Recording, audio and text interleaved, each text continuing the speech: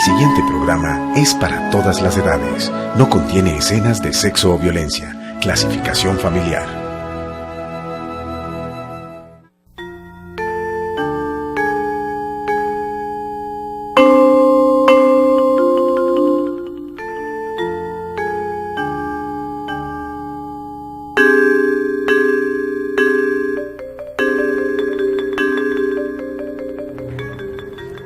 Muy buenas noches. Desde cuando el gobierno hizo el anuncio oficial de que adelantaría conversaciones de paz con las FARC, hemos dedicado varios de nuestros programas a analizar sus implicaciones, sus riesgos, sus perspectivas, a profundizar en algunos de los puntos de la agenda como el tema agrario, el de tierras y el del desarrollo rural integral, y también el de la posible participación o eventual participación política de la guerrilla una vez deje las armas. Y como se trata sin duda alguna de un proceso que ha adquirido una dimensión internacional, y no solo porque Noruega y Chile fungen de acompañantes en el proceso, sino porque Cuba y Venezuela asumen el rol de garantes, y también porque el conflicto colombiano ostenta el dudoso récord de ser el más antiguo del mundo, y porque parece prácticamente imposible que la guerrilla pueda acceder al poder por la vía de las armas. Queremos hoy ver y analizar el proceso desde la perspectiva de otros procesos en el mundo, de otros procesos de negociación en el mundo, y con las luces que nos puedan aportar los expertos internacionales que hoy nos acompañan en la mesa, junto a Antonio Caballero, nuestro periodista de cabecera. En primer lugar, contamos con la participación del señor Todd Holland, delegado para Colombia de la Alta Consejera de las Naciones Unidas para los Derechos Humanos, con Marie-Ève Detef, profesora de Relaciones Internacionales y corresponsal del diario francés Le Monde, y con el doctor Jesús Loza, comisionado para la convivencia y la memoria del País Vasco, quien ha vivido durante décadas el enfrentamiento armado con ETA, el grupo que en octubre del año pasado declaró el cese general de las hostilidades. Como prólogo para la discusión tenemos, como de costumbre, un breve reportaje preparado por el director del programa, Antonio Albiñana, y el equipo periodístico de Las Claves, que hoy se centra en una entrevista con León Valencia, exmilitante del ELN, director de la Fundación Nuevo Arco Iris, y quien estuvo en en la largada oficial del proceso en Oslo. Entonces los invito a verlo para después continuar con el debate.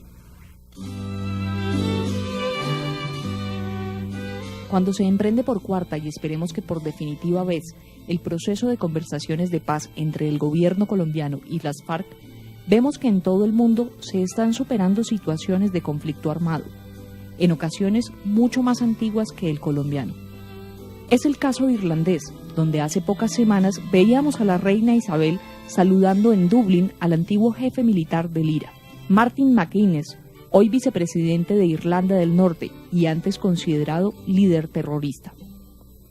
Desde Nepal hasta el País Vasco, los movimientos insurgentes abandonan las armas para incorporarse a la competencia política legal y en ocasiones alcanzar las más altas magistraturas del Estado, como ha sucedido en Uruguay con el antiguo guerrillero tupamaro Pepe Mujica, o en Brasil con Dilma Rousseff, torturada por la última dictadura, acusada de peligrosa subversiva. El politólogo León Valencia, presente en Oslo durante la presentación de la fase definitiva de los diálogos de paz entre el gobierno de Juan Manuel Santos y la guerrilla de las FARC, comenta para Las Claves su impresión de ese momento. La parte peor del tema en unas negociaciones es cuando las partes comparecen ante el público a decir lo que está haciendo o a plantear cosas, porque siempre le hablan a su gente, y entonces nunca le hablan al que está al lado en la mesa, sino que le hablan a su gente. Hay un hecho que sí causa un poquito de ruido en el tema, y es que la mesa de negociación de las FARC, esta no es la misma que hizo el acuerdo de la agenda, está muy nueva. El jefe negociador es Iván Márquez, y el jefe de la que negoció ahora es Iván Márquez, y el jefe que negoció la agenda antes era Jaramillo, el médico.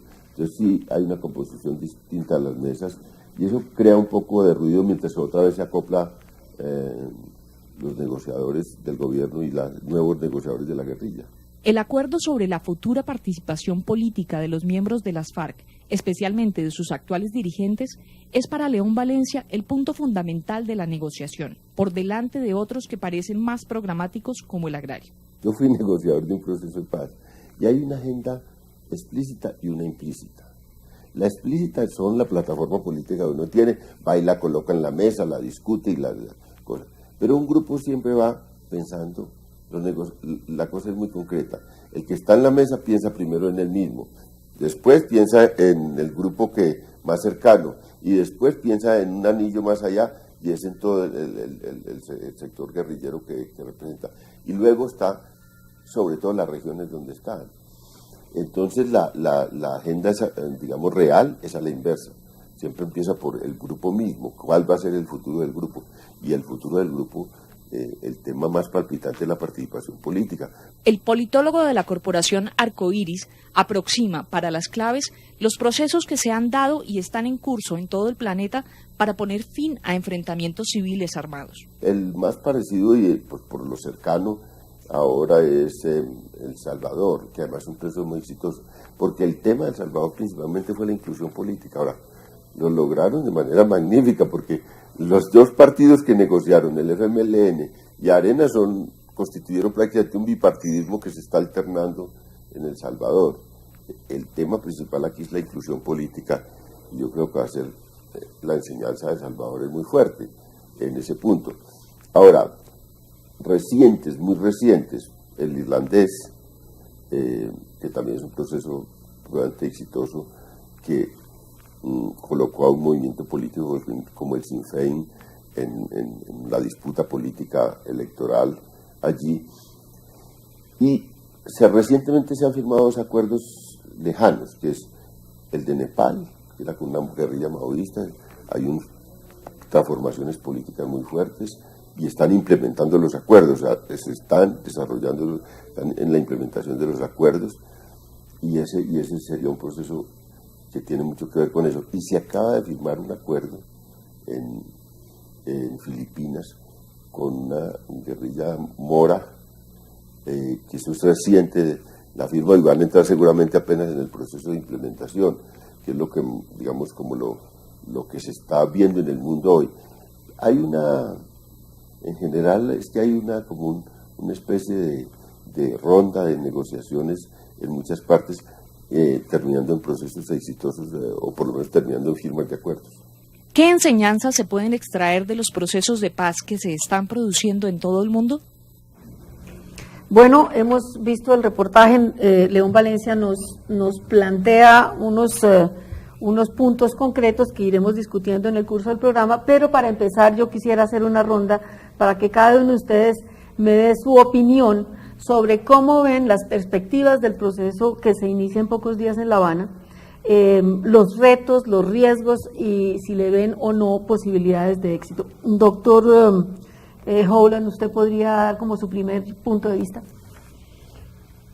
Bueno, de punto de vista de Naciones Unidas, y específicamente de Alta Comisionada para los Derechos Humanos, bueno, estamos muy contentos con este desarrollo, pero también hay unos retos muy grandes, y para nosotros está relacionado de nivel de transformación, un nivel de respeto para los derechos humanos por todos los colombianos.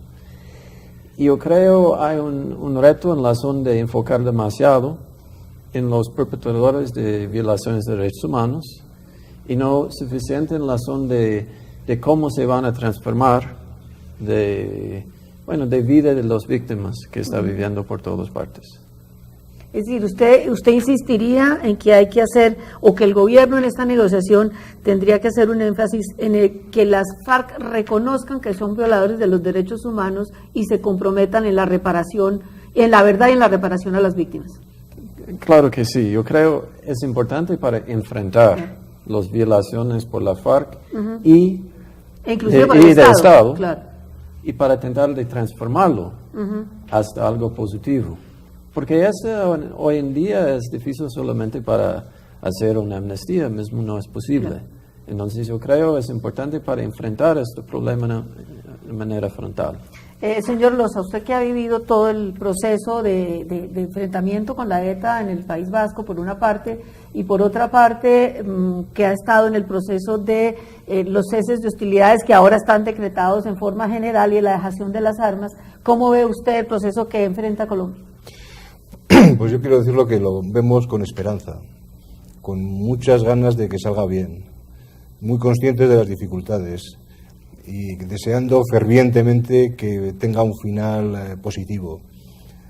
Pensamos que el diálogo siempre es el camino. Es decir, que el camino a la paz no es el diálogo. El diálogo es prácticamente lo que nos lleva siempre a la paz. Y no es la primera vez. Y nosotros tenemos experiencia de haber incluso haber fracasado en algunas conversaciones previas. Como nosotros. Pero incluso en el fracaso de las conversaciones se avanza. Aprende. No solo se aprende, sino que se aprende y se avanza. Se ve lo que se ha hecho mal, lo que se ha hecho bien, dónde estaban los déficits, y se mejora. Y normalmente el Estado de Derecho será siempre reforzado en un diálogo con este mundo. Sale reforzado, aunque se pueda ver de otra manera. Ahora, los retos que les plantean ustedes, que no son los que tenemos nosotros. A veces, y lo decía también el representante de Naciones Unidas, se pone más el foco en los victimarios y no en las víctimas, y es un error. Porque los violadores de derechos humanos son los que son, y las víctimas han sufrido un daño absolutamente injusto. Y yo creo, para interrumpirlo un momentico, yo creo que ese fue el problema del proceso en Colombia con los paramilitares, que se hizo mayor énfasis en los victimarios que en las víctimas, aunque como corolario, a partir de eso empezaron las víctimas a cobrar mucho más protagonismo y no a ser actores de segunda. Es muy importante, ese es un reto, el reto de la memoria. Hay que mantener la memoria para que no se repita y para que se sepa qué es lo que ha pasado. Y también, evidentemente, es un reto muy importante el de la desmovilización de los victimarios, de los guerrilleros, de su vuelta a la vida política. Yo creo que esos son retos que son complicados, pero creo que hay que afrontarlo. Y luego, y termino con un reto que a nuestro juicio es el que tenemos en este momento. Sí. Es decir, podemos haber llegado al final del enfrentamiento armado, pero siempre nos quedará trabajar por la convivencia. Es decir, no basta con el final de la violencia que hemos conseguido, que ETA deje las armas, sino que tenemos que construir convivencia. Y crear condiciones para que no se vuelva a repetir la toma de las armas. Exactamente. María, usted como observadora, como corresponsal. Bueno, primero como observadora que vive desde muchos años en Colombia y que tiene hijos colombianos, desde la emoción yo quiero creer que es posible que mis hijos van a conocer un país en paz. Si uno le pone un poco de distancia y de análisis, los pesimistas fundamentalmente son pesimistas porque dicen la paz nunca ha sido posible, porque las FARC nunca han querido negociar, vamos en el cuarto intento y 3 fracasos, o porque el gobierno, las élites nunca han querido hacer las concesiones necesarias. Entonces, como nunca ha tenido éxito un proceso de paz, no puede tener éxito un proceso de paz. Pero uno no si puede lo que decir nunca como... ha pasado, nunca va a pasar, la carrera de los periodistas sería más fácil de lo que es. O sea, eso sí, yo creo que eso es un argumento. Como en la película de James Bond, uno puede decir nunca más. Nunca digas nunca más. Eso, algo así, sí. O sea, las cosas cambian y por eso el papel de los periodistas es complicado y por eso uno también puede tener esperanzas de que esta vez sí. Esta vez sí, porque sí hay cambios, yo creo fundamentalmente cambios en el entorno internacional. Efectivamente, la deslegitimación de la lucha armada es algo que ha cogido, digamos, mucha fuerza en los últimos años y todos esos procesos de paz que han sido mencionados en países tan diversos como Sudáfrica, Irlanda, Filipinas o Nepal, Sudán. Y sobre todo los que han pasado aquí en América Latina permiten pensar que por más herméticas, ¿no? Sí, que han sido las FARC a los grandes cambios del mundo, algo les está llegando y lo que estaba diciendo también, el hecho de que efectivamente la reinserción política ha sido exitosa en países cercanos, yo creo que eso es un fenómeno un aliciente. La modificación en la relación militar estratégica también puede obviamente estar jugando. De pronto también el cansancio, increíble que hayan aguantado 50 años, pero puede haber cansancio sí de parte de la guerrilla y uno quisiera ver algo de toma de conciencia de esas que llamamos las élites para simplificar, de que sí, la guerra es costosa por el país, de que el hecho que la guerra haya durado hace olvidar a muchos que la guerra es atroz y que sí toca, que ha llegado la hora de la paz. Antonio. Sí, hay varios puntos ahí. Yo creo en lo que señala Jesús Loza, el de las víctimas. Lo que pasa es que en este conflicto colombiano tan largo, las víctimas son primero varios cientos de miles o millones de personas tal vez, Segundo, ¿quiénes son exactamente las víctimas? Las FARC están diciendo, en la mesa dijeron en Oslo que ellos son víctimas.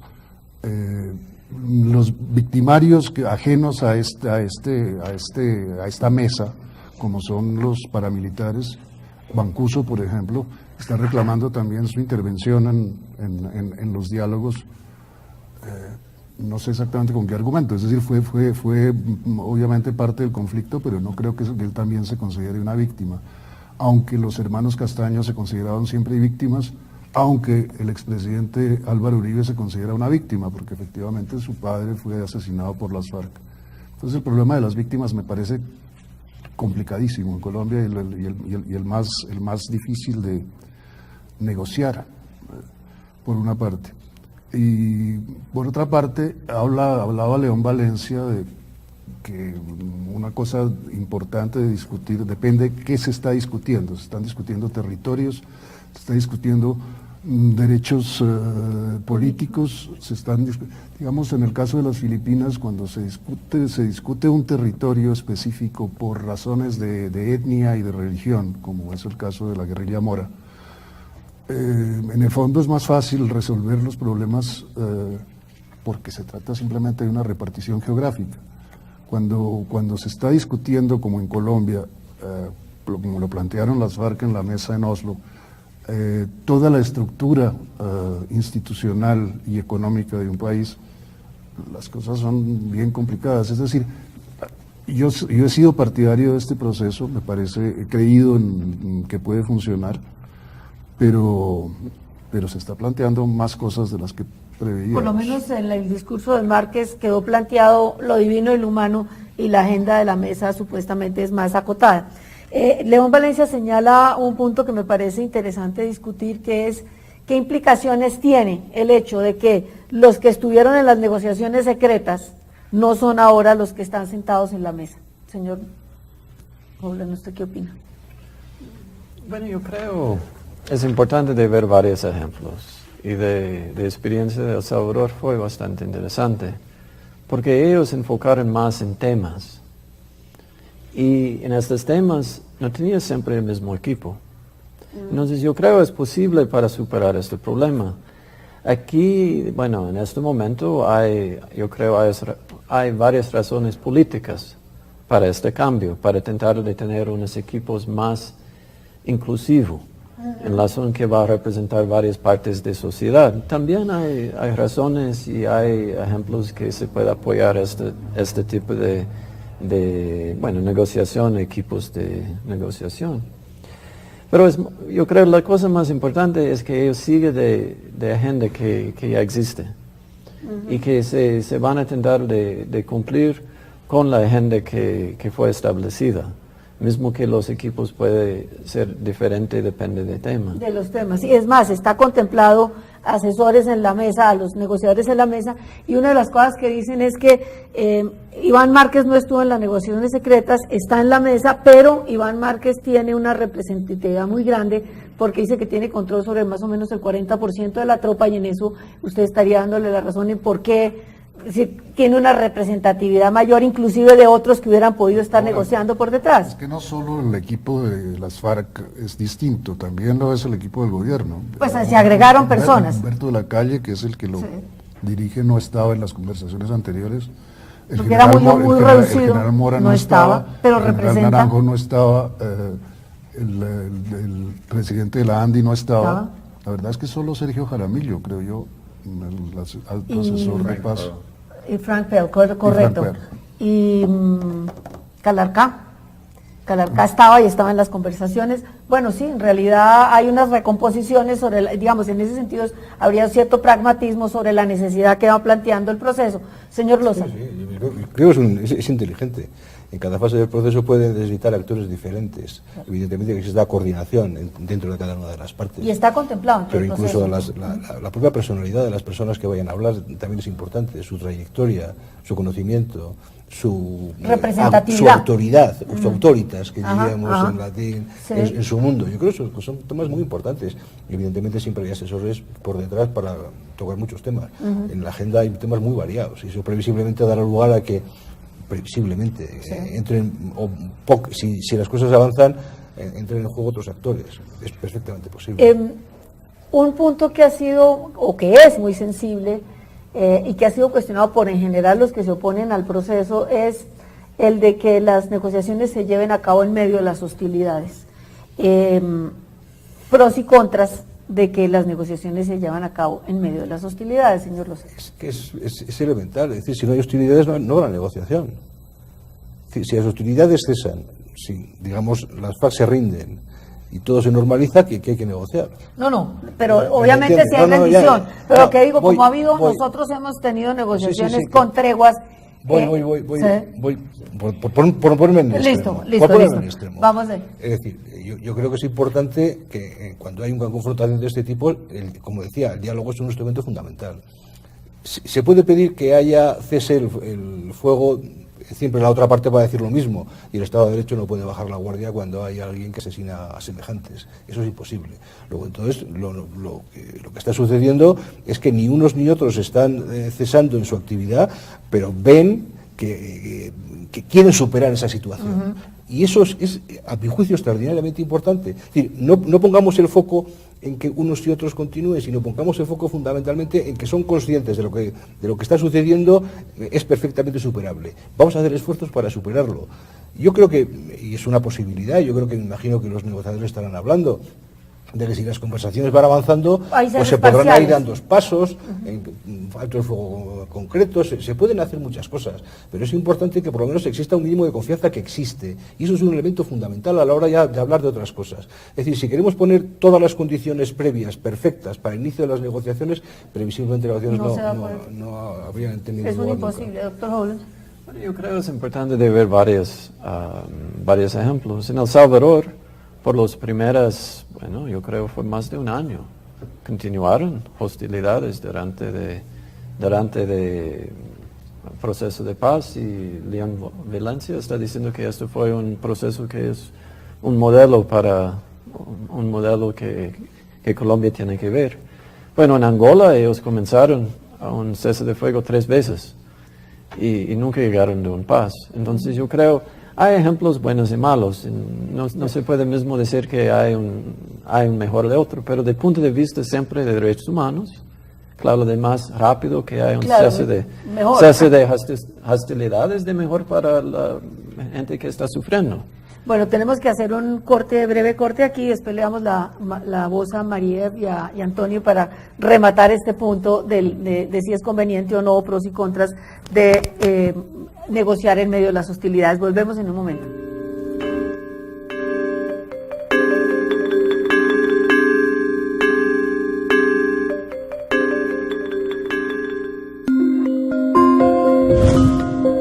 Ya volvemos con Las Claves.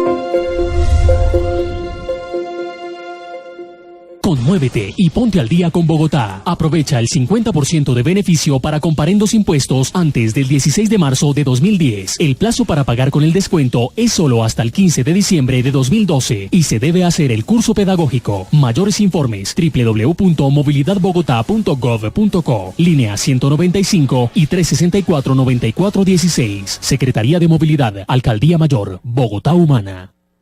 Prosperidad para todos es ambiente para todos. Los largos ríos y, como ustedes saben, mucha agua. Perdón, profe, pero no importa cuánta agua tengamos. Si la seguimos contaminando ya no nos sirve de nada. Si seguimos como vamos, en pocos años será escasa. Solo debemos usar la necesaria. Por eso hay que mantenerla limpia. Ellos son protagonistas de una nueva cultura frente al agua. El agua es de todos, protegerla también es responsabilidad de todos. En desarrollo de la política de restitución de tierras que lidera el Gobierno Nacional, la Unidad de Restitución de Tierras, adscrita al Ministerio de Agricultura y Desarrollo Rural, informa que mediante resolución RGM 0002 del 15 de agosto de 2012, se determinó la viabilidad de iniciar los procesos de restitución del municipio de Sabana de Torres, área rural del departamento de Santander. Por tanto, se requiere a quienes hayan sido despojados de sus tierras en dicha región, comparezcan a la unidad de restitución en la calle 49A, número 1056, sector comercial en la ciudad de Barrancabermeja, o a cualquier oficina del país con el fin de realizar los trámites correspondientes. Para más información, consultar www.restituciondetierras.gov.co. Estamos cumpliendo. Prosperidad para todos. La pobreza circundante es un reproche. No nos debería dejar dormir. Álvaro Gómez Hurtado. Canal Capital. Televisión más humana. Vivimos nuestra sexualidad con amor y respeto. Nosotros decidimos con responsabilidad. Nosotros decidimos informarnos. Vivimos con compromiso nuestro proyecto de vida. Nosotros decidimos con valentía. Vivimos nuestra sexualidad a conciencia. Con responsabilidad y respeto. ¿Y tú? Infórmate. Entra a www.procuraduría.gov.co. Prosperidad para todos es ambiente para todos. ¡Ay! ¡Ya voy, mamá! ¿Sabías que todo lo que usas o consumes a diario necesitó de una gran cantidad de agua para su producción? Buenos días, mamá. Toma. No quiero. Entonces cómete una fruta. Por eso, no desperdicies el agua. Consume con responsabilidad. Papá, cierra la llave. No es suficiente con cerrar la llave. El agua es de todos. Protegerla también es responsabilidad de todos.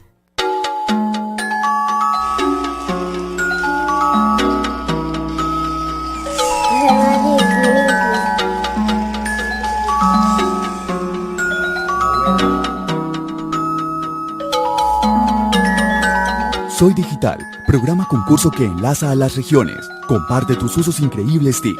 Entra a www.soydigital.co. Proyecto financiado por el Ministerio TIC. Aló. Aló. Aló. Aló. ¿Aló?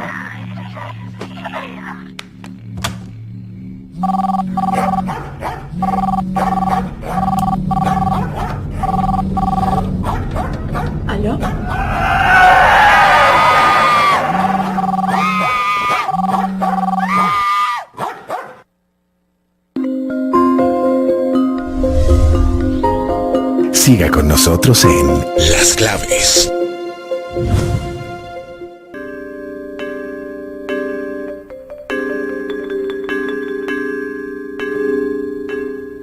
Dejamos el punto de pros y contras de adelantar conversaciones en medio de las hostilidades y María tiene la palabra.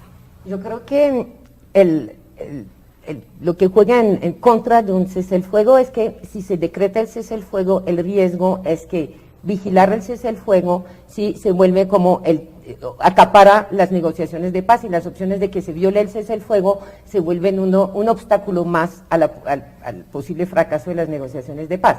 Obviamente el problema, si no hay cese el fuego, es que los incidentes, los atentados, lo que sucedió ayer se vuelven también motivos. Entonces yo comparto, no hay una buena solución, ¿sí? ni hay que ver sobre la marcha. Ojalá rápidamente las negociaciones que se han entablado signifiquen que vayan mermando las hostilidades, que vayan mermando las violaciones a los derechos humanos de parte y parte.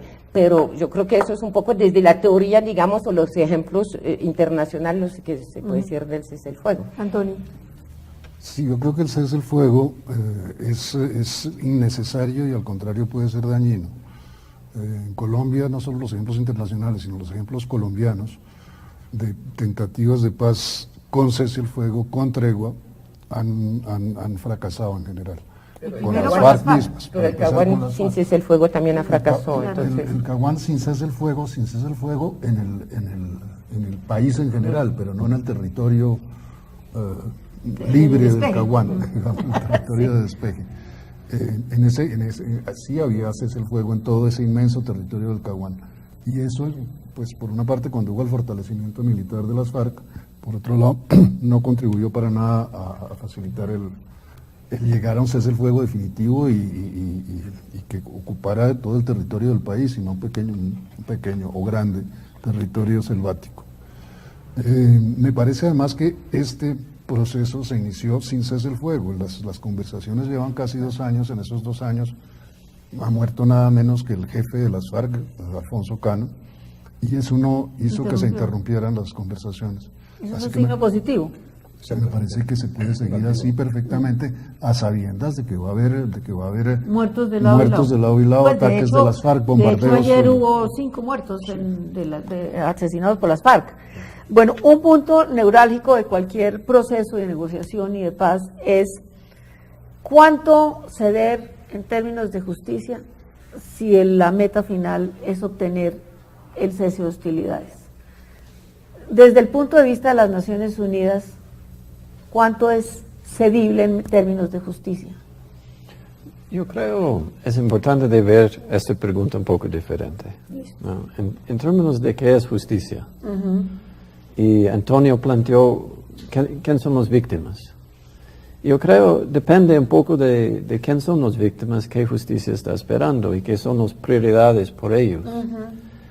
Cuando estamos hablando de víctimas de FARC, bueno, si FARC va a desistir, va mismo terminar este conflicto, no hay un gran riesgo de repetición de las violaciones de parte de ellos.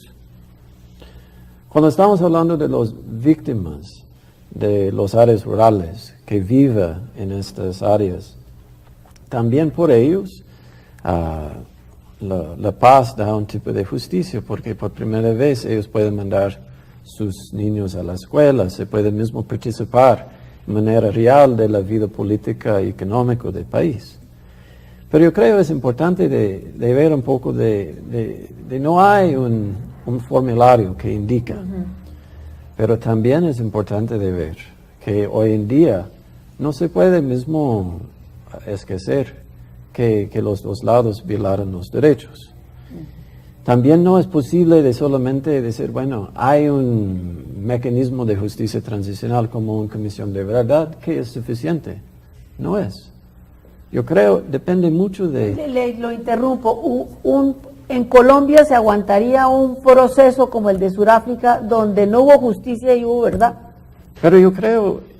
Hoy en día no se puede. No, yo creo, tienen que ver un poco diferente, porque la importancia de Sudáfrica fue de transformación, inclusión social, política y económica de una gran parte de la sociedad. Por eso fue posible de hacer un tipo de justicia diferente, porque vamos a ver la justicia que existe en África del Sur hoy en la zona de justicia que existió antes. Pero que en Colombia que si no van a hacer algo para reconocer las violaciones del pasado, que no van a transformar las vidas de las víctimas. Entonces yo creo, no importa cuál mecanismo, no va a ser suficiente.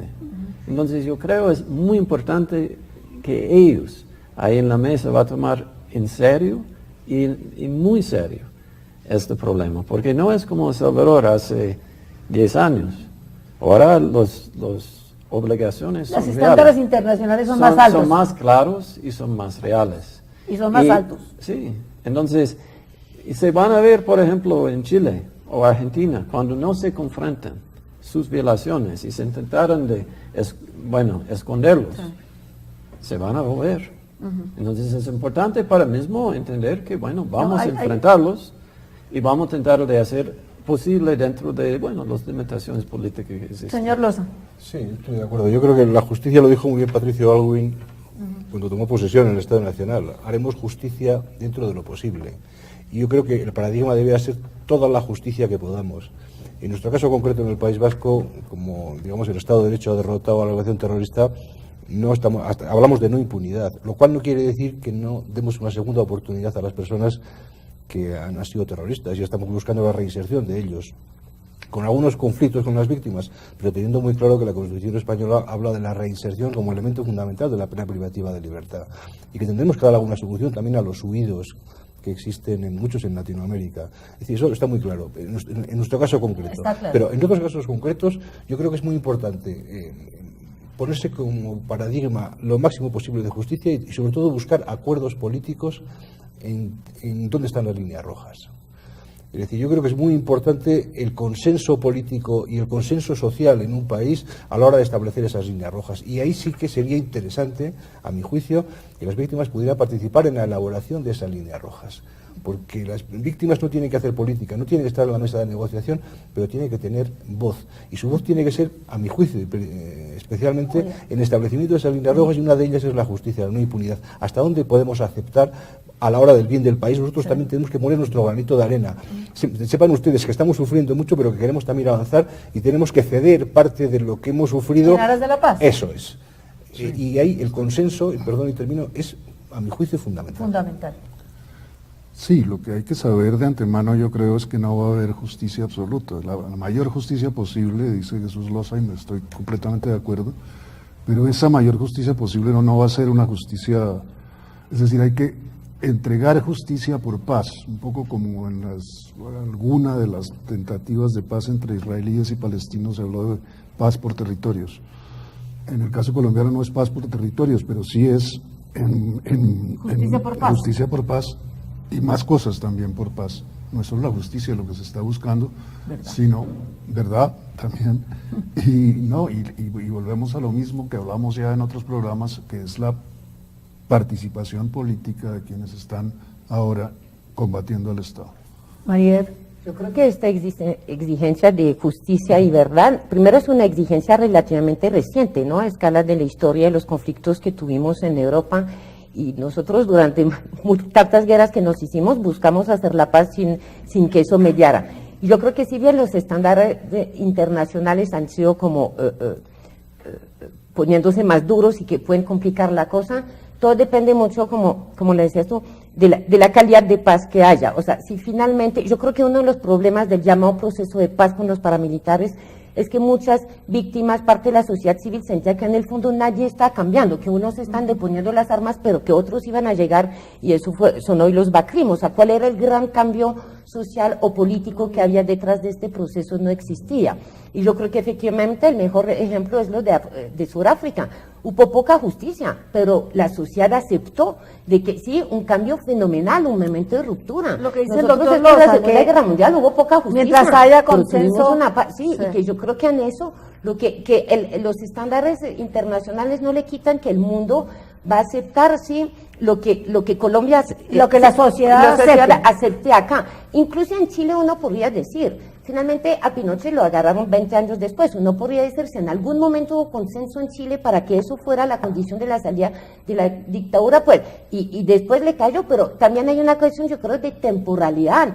¿Toda la verdad tiene que decirse ahora o hay que dejar tiempo para que los mecanismos de verdad surjan? ¿Cuál es la temporalidad de la justicia que tiene que haber? ¿Tienen que salir de la mesa de negociación a la cárcel? Olvídense. Uno podría decir que el maximalismo conspira contra la posibilidad real de llegar a unos acuerdos. Es decir, hay que buscar con cierto pragmatismo cómo dosificar justicia frente... Con pragmatismo, pero teniendo los principios muy claros. No, claro, con las víctimas en el foco. Y las víctimas en la reparación y la verdad. Hegel decía, decía usted en el siglo XX, las víctimas han sido siempre las florecillas que se pisoteaban en el camino. No han tenido ningún tipo de protagonismo. Ha sido prácticamente desde el año 2000 hacia aquí, cuando ha empezado a emerger en todo el mundo. Ya ningún proceso de paz, ningún proceso de arreglo se hace sin por lo menos la voz de las víctimas. Y es muy importante de cara a que ellas también participen, no lideren, pero participen y puedan establecer que sean oídas, más porque hay una cosa en que nos podría ilustrar Jesús Loza, es en el caso de España. En España hace unos años resucitaron los espectros de la guerra civil. 70 años después de terminada la guerra civil, la propuesta de la investigación histórica, la memoria histórica de la guerra, volvió a dividir la sociedad de manera bastante áspera. 70 años después, cuando ya ni siquiera existen las víctimas, sino los hijos de las víctimas, o los nietos de las víctimas. Y sin embargo, es decir, en España no existió, terminada la guerra civil, ni justicia ni reparación, naturalmente, sino una victoria absoluta de un bando sobre el otro bando, el exilio para los unos, o la derrota, o la cárcel, o la ejecución. Y 70 años después, digamos, esa herida no sigue sin estar... Yo no hablaría tanto de la herida de la guerra civil, sino sobre todo la herida del franquismo. Es decir, la herida de los 40 años de dictadura y sobre todo los 10 años del 40-50 de fusilamientos masivos. Esa herida no se ha cerrado bien. Y lo que se hizo en la transición española fue hacer, digamos, mirar al futuro olvidando el pasado. Se hizo una transición sin justicia y sin memoria. Y lo más importante, yo creo que fue un consenso muy claro, era el camino que se podía seguir, se siguió, y creo que el éxito está ahí, pero el error que cometimos, y quizá era muy difícil de salvarle, era el haber olvidado la memoria. Y haber dejado la memoria para, ya veremos, y cuando se quieren reabrir heridas, no, es que pues las es más pesadillas complicado. asaltan a uno en un momento dado. Y por eso nosotros en este momento, en el cese de la actividad de ETA, tenemos muy claro que tenemos, y hemos empezado ya a trabajar sobre la memoria, porque si no puede suceder lo que pasó en Alemania, que la memoria surge 30 años después.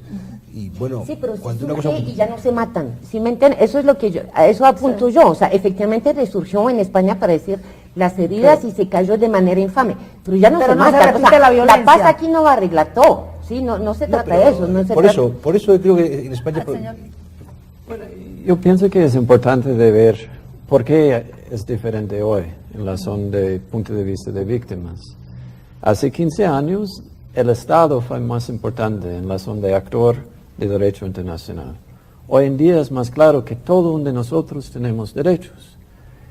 Y fue nuestro derecho, ¿no? Los víctimas de derecho que fueron violados durante el conflicto. Digamos, ha crecido la conciencia de los derechos humanos y en Sí. esa medida ya no es posible ignorar porque a las es víctimas. nuestra, Claro, no es la del de cada Estado. uno. El Estado puede decir, bueno, no vamos a sentenciar a nadie, pero cada uno de nosotros tenemos nuestro derecho para hacer justicia en la zona de qué pasó. Entonces es importante para tratar de ver como un punto de vista de justicia restaurativa. Por ejemplo, que ellos que cometieron estas violaciones van a hacer acciones de contrición individual, colectivo, que ellos van a reconocer que hicieron algo. Tal vez va a ser suficiente por las víctimas. Depende un poco como él está diciendo, ¿no? Tenemos la experiencia, hemos hecho lo que llamamos encuentros restaurativos entre una serie de presos etarras, digamos, que han abandonado la violencia, que han querido conocer la realidad de las víctimas. Una docena de casos que se ha pedido perdón, al final se ha pedido perdón y la víctima en muchas ocasiones ha aceptado ese perdón. Pero eso en el mundo de las víctimas, una parte lo ha visto de manera muy positiva y otra lo ve de una manera que primero no se cree que el perdón sea real, que el arrepentimiento sea real, y segundo piensa que a las víctimas hay que someterles a esa tortura, y es verdad. Bueno, aquí ha habido casos en el proceso con los paramilitares en que las víctimas dicen, mire, ni siquiera están pidiendo plata, no quieren plata, quieren saber la verdad, qué pasó, dónde están sus muertos, el tema de la verdad me parece que es fundamental en todos estos procesos, bien sea una verdad parcial inicial, bien sea un proceso de verdad, como dice Mariette. La verdad es clave en términos de derechos humanos. Es muy importante, específicamente y primeramente por las víctimas de desaparición forzada y secuestrados. Por ellos están sufriendo cada día, pensando dónde están nuestros queridos y por qué no están con nosotros. Entonces, por ellos, siempre, como hay encuestas, ¿no?, de víctimas en varias partes, Uganda, Morocco, varios lugares, siempre de primer importancia por estas víctimas de familias, ¿no?, de secuestrados y desapariciones forzadas, es dónde están. Entonces es muy importante para ver esto como una prioridad dentro de la mesa. Y ahí surge otro problema, que es la relación de la verdad y la justicia. Porque si a los victimarios se les pide la verdad, contestarán con la verdad si la consecuencia de sus actos desde el punto de vista jurídico es pequeña. Porque si yo digo la verdad y luego me condenan a 40 años, pues mire usted, yo colaboro mucho menos. Es otra cuestión que nos planteamos. Todas las propuestas de justicia transicional y lo que se ha discutido en el Congreso sobre el marco jurídico para la paz, eso está ahí. Es decir, eso no se va a discutir en la mesa de negociaciones, sino que se discutió o se va a discutir más tarde. Y la reglamentación viene sobre la base de lo que se avanza en la mesa. Hablábamos en el programa pasado sobre el papel de los medios de comunicación en los procesos de paz. A la luz de lo que ustedes, las experiencias que tienen, de lo que conocen de otros procesos, los dilemas que se nos presentan a las periodistas son dilemas éticos muy grandes y se crea una tensión entre el deber de informar y la necesidad de los ciudadanos de ser informados frente a la necesidad intrínseca del proceso de llevarse en una cierta reserva, porque lo que vimos en el Caguán fue un show mediático y digamos, yo creo que todos somos responsables en cierta forma, tanto los que estaban sentados en la mesa cuya voluntad no era muy clara, como de los periodistas que nos volvimos como esclavos de la chiva. ¿Cómo ven ustedes cómo deben jugar los periodistas en estos procesos? Pues no es nada fácil, porque a mí que me ha tocado estar en el lado de la discreción, y sigo estando en el lado de la discreción, aunque esté aquí en la televisión, pero mi trabajo es fundamentalmente discreto, y la relación con los medios de comunicación es muy fluida, pero porque hay un respeto mutuo. Es decir, los medios de comunicación han comprendido en nuestro caso que debían ser relativamente discretos. Hemos tenido problemas, hemos tenido desencuentros, como es obvio, pero han comprendido que merecía la pena una cierta discreción a la hora de ir avanzando. Y también una cosa que hemos pactado, se puede decir con ellos, es que algunas de las cuestiones en las que íbamos avanzando podríamos filtrarlas de manera controlada, porque la información fluía por muchos sitios. Fueron capaces de aguantar la información hasta que vimos que el momento era el adecuado y hacerlo de una manera, incluso con más información de la que tenían, aportándoles más información, pero no reventando la noticia, sino dándolo de una manera que podía ser bueno para el medio de comunicación y para las partes que estábamos en el proceso. Sí. Señor Howland. Hace pocos meses yo estaba envolvida en este proceso de Cauca, ¿no? de negociación de gobierno con las autoridades indígenas. Y ahí cada día, ¿no? Yo creo, los medios estaban buscando un headline. Entonces, el problema... Eso es un titular. Es un titular. Entonces, yo creo como fue un problema, porque cada vez ellos me llamaron, entonces, ¿hay ruptura de negociación? Yo dije, no, negociación siempre va a tener avances y retrasos. Y amenazas de unos y otros y nos paramos de la mesa y dicen, no se paren. Yo creo que es difícil para los medios porque, ¿qué está vendiendo? Es más cuando hay problema. Claro. No que hay unos avances que son incrementales hoy, entonces no hay mucha noticia. Pero cuando hay ruptura, cuando hay problema, entonces hay noticia. Pero también esto no ayuda porque nunca tenía una ruptura de negociación ahí. Tenía varias dificultades. Pero es difícil entonces para mismo jugar un papel constructivo, porque hay unos esfuerzos estructurales, ¿no? María, como periodista... hay consenso, eso es un tema difícil, ¿no? Porque la función del periodista es informar en qué momento uno reserva una información, no dice con tal de contribuir a la paz, cuáles son los peligros de... En la guerra, digamos, los intereses son mucho más claros, ¿no? Cada bando quiere desprestigiar al otro. Pues las en fuentes la paz, son interesadas en manipular la información. O sea, yo creo que para muchos periodistas va a ser en cada nota la pregunta y uno puede temer. No, me parece que el hecho que hasta ahora haya habido consenso durante aparentemente varios meses entre guerrilla y gobierno para mantener cierta total confidencialidad, ya que eran secretas, es un punto para pensar que de pronto van a seguir de acuerdo para mantener cierta confidencialidad sobre la negociación. En La Habana garantiza no es del todo seguro, ¿no? Ya las FARC han dado muchas declaraciones y es una cosa que el gobierno hasta ahora ya ha dicho, vamos a exigir confidencialidad. Hay que ver si las dos partes están de acuerdo, que eso lo facilita. Si una quiere aprovechar el proceso para darse pantalla, como dicen aquí, va a ser complicado impedirlo. Una de las cosas me parece en Cuba es que por lo menos no habrá tantas imágenes, ¿no? O sea, guerrillero en un hotel es menos, no sé, hay como las imágenes van a ser menos impactantes. Es un sistema mucho más cerrado, que va a ser mucho más difícil el trabajo de los periodistas. Pero no, si quiere, una de las partes quiere hablar o quiere filtrar, aburrido. Sí, yo digo, va a ser aburrido. Eso es la esperanza, es que sea aburrido ahora porque los que pegan duro y todos los problemas de inmediatez, de falta de análisis, me parece que es mucho más de la televisión que de la prensa, ¿no? Antonio. Sí, a mí me parece muy bueno que sean en Cuba, que sean en La Habana las conversaciones, que sean lejos de la Evidentemente eso produce un desequilibrio entre la prensa rica y la prensa pobre. La prensa que puede tener al corresponsal permanente en La Habana y la que no. Pero de todas maneras eso me parece mejor que el circo que tuvimos en los tiempos del Caguán. El circo, un circo con muchos payasos, lo llamó el general Bedoya, y tenía toda la razón. Ahora que el gobierno y las FARC hayan podido mantener la confidencialidad durante más de un año, según parece, pues me parece que es también un buen auspicio, ¿no? Hay un punto último que no sé si lo podemos tratar brevemente. Hay una gran preocupación en la opinión, porque las FARC han dicho que no van a entregar las armas, sino a dejar las armas. ¿Algún comentario al respecto? Nosotros estamos en este momento en una situación similar. ETA ha dejado la actividad militar, pero no ha dejado las armas. Nos parece que es mucho importante una cosa más importante, que hayan cesado la actividad, que dejen las armas. Pero de todas maneras, a nosotros ponemos el énfasis todos en la disolución, no tanto en la entrega o no de armas.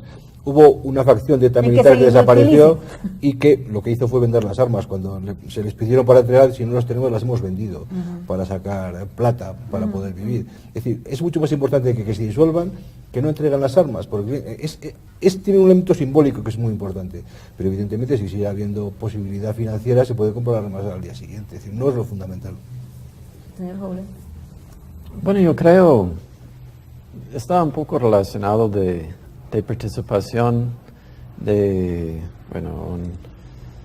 como las Naciones Unidas o la Organización de Estados Americanos, porque a veces es más fácil de entregar las armas de una entidad que está facilitando una negociación, de entregar las armas de su enemigo. Entonces yo creo, hay mucha ventaja para no tener a alguien ahí de medio, pero a veces hay asuntos que complican un poco cuando no hay una entidad ahí de medio que puede ser respetado de los dos lados. También es posible que hay en esta discusión un rol, ¿no?, de una entidad como internacional. Entonces no va a ser tanto una entrega de armas de FARC al Estado, pero es una entrega para una otra entidad que mismo no es el mismo sentido simbólico. María. Yo creo que después hay muchos mecanismos que los negociadores pueden ser creativos. Lo cierto es que en este momento la guerrilla se sentó a la mesa de negociación diciendo lo queremos todo, que es un poco la lógica de las negociaciones. Claro. Queremos participación política, no queremos justicia transicional, no vamos a dejar las armas, queremos reforma social y reforma agraria. Y ahora negociemos, ¿sí? O sea, ya sacamos todo, ¿sí? Como pisando duro, y ahora vamos a ver lo que se negocia, y efectivamente hay varios mecanismos de dejación de armas si es que llegamos a eso. Yo es que no he entendido bien todavía cuál es el papel de los países garantes y de los países facilitantes, y si esa podría ser una de las soluciones para la entrega de armas, la participación de terceros, en este caso Venezuela, Cuba o Chile y Noruega. No sé exactamente, eso no lo tengo claro. Yo no sé si ustedes sí. Pero me parece que el señor Loza ha dejado un punto muy que es más importante, el hecho simbólico de no disparar a simplemente entregar esto, porque, entre otras cosas, cuando hay tanto narcotráfico y la guerrilla está financiada por el narcotráfico, si quieren volver a las armas, pueden haber entregado miles y pueden comprar miles posteriormente. Y finalmente, no sé si nos queda tiempo para una pregunta que me ronda. Es la última oportunidad que tienen las FARC de negociar el fin del conflicto, dado que cada vez se degrada más y, por otra parte, cada vez más hay más frentes vinculados al negocio del narcotráfico, que es una de las razones por las cuales muchos dicen que aquí no puede haber proceso de paz con las FARC, sino que tiene que haber un proceso de sometimiento, porque son un cartel más del narcotráfico. ¿Cómo ven ustedes el problema? Bueno, yo creo que es importante de ver este proceso de justicia y paz, y que no todos que estaban participando en los paramilitares participaron en este proceso, y todavía hay una influencia negativa de estos grupos. Entonces, un objetivo de esta negociación es de tratar de maximizar el número de miembros de FARC y los milicias de FARC dentro de este proceso. Y tiene que ser un activo muy, muy importante. Señor Rossi. No entendí bien la pregunta. ¿Me puede? Es decir, ¿es esta la última oportunidad? Porque en la medida en que se ha degradado cada vez más el conflicto y que está financiado por el narcotráfico, cada vez más se tiende a pensar que las FARC se volvieron en un cartel y no tienen razones políticas, que se han diluido las razones políticas. Es muy difícil afirmarlo. Más fácil ser profeta del pasado que profeta del futuro. Pero lo que sí que está claro en nuestra experiencia es que cuando fracasan las negociaciones, quien pierde siempre es la parte, en este caso guerrillera. Pierden todos, pero sobre todo ellos. Es decir, en nuestro caso, que ha habido 3 o 4 intentos, en cada intento ha salido reforzado el Estado de Derecho y ha sabido debilitar la organización terrorista. Es decir, yo creo que es un mensaje que usted decía, me parece muy claro, y es que no sé si es la última oportunidad, y no soy quien para decirlo, pero sí que la pérdida de esa oportunidad fortalecerá al Estado colombiano y debilitará todavía más a las FARC. María, cortico porque nos están haciendo señales que estoy de acuerdo. Estoy de acuerdo. Más corto imposible, Antonio. No, yo creo que hay un tema de discusión que es el tema del narcotráfico, y ese tema de discusión no lo resuelven las FARC ni el gobierno colombiano, porque no depende de ellos. Es un tema exterior a Colombia. Bueno, creo que ha sido muy interesante la conversación de hoy con ustedes. Les agradezco que nos hayan acompañado. Y a ustedes les agradezco que nos hayan sintonizado hoy y los invito a un próximo programa el próximo martes a las 8:30 de la noche. Muchas gracias.